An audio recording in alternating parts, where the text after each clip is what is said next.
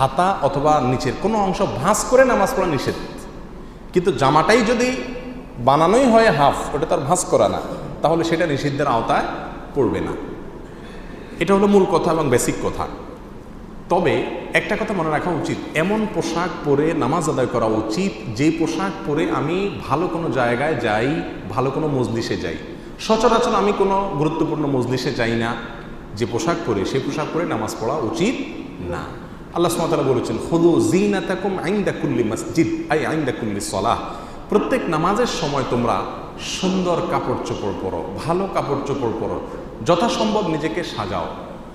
আপনি স্যান্ডো গেঞ্জি পরে অথবা ছেঁড়া ময়লাওয়ালা কাপড় চোপড় পরে নামাজ পড়লেন, আপনার নাইট ড্রেসে আপনি নামাজ পড়লেন, এটা উচিত না। এখন হাফ হাতা আর ফুল হাতা কথা নয়, যে পোশাক পরে আপনি সম্ভ্রান্ত কোনো জায়গায় যান না সে পোশাক পরে সালাত আদায় করা উচিত না, কিন্তু যদি কেউ করে নামাজ আদায় হয়ে যাবে।